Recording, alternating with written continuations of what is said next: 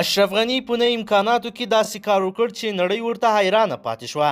په اوس شرایطو کې ډېر کم هیوادونه دي چې دغه فابریکه یې جوړه کړې وي، خو غني دغه ابتکار په افغانستان کې په کم وخت او نشت امکاناتو کې وکړ.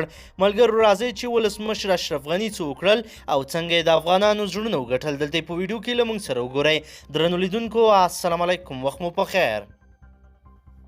په پلازمینه کابل کې د کورونا وایرس مخنیوي لپاره د ماسکونو او محافظتي کالو د تولید لومړی فابریکه نن د سې شنبې په ورځ د اپریل پر 14مه نیټه په کار پیل وکړ. د عامه روغتیا وزیر فیروز الدین فیروز د دغې فابریکې پرانیسته وکړه چې د عامه روغتیا وزارت په ملاتړ خصوصي سکتور لخوا جوړه شوې ده. دا په هیواد کې د کورونا ناروغۍ پر وړاندې د ماسکونو او محافظتي کالو د تولید لومړی فابریکه ده چې په کابل کې جوړیږي. دا فابریکه به هره ورځ 10,000 محافظتي کیټونه تولیدوي.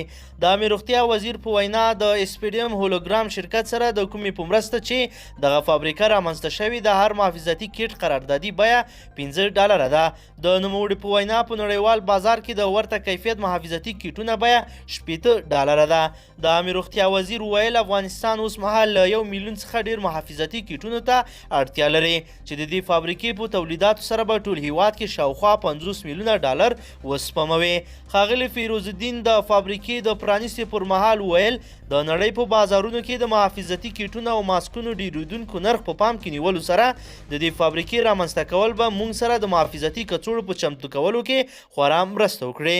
د فیروز په وینا په کورونا اخته هیوادونو کې شاوخوا 10 سلنه روغتیایي کارکوونکي د کورونا کوویډ 19 په ناروغۍ اخته دي، نو د طبي کارمندانو د ساتنې لپاره باید جدي ګامونه واخیستل شي. له دې وړاندې پر روغتیا وزارت تور پورې کېده چې د کورونا تداوي کوونکو ډاکټرانو او کارمندانو لپاره اړین وسایل لکه ماسکونه، دستکشې، حفاظتي کیټونه او داسې نور توکي نه لري. په دې مبارزه کې د هیواد 2 جدي ډاکټران خپل ژوند له لاسه ورکړ. د عامه روغتیا وزیر وايي وزارت د یادو کیټونو او نورو وسایلو د چمتو کولو مسؤلیت لري چې د کورونا پر وړاندې مبارزې لپاره ورته اړتیا لري. دا هیواد به ډیر ژر د دې ناروغۍ ضد توکي تولید کړي.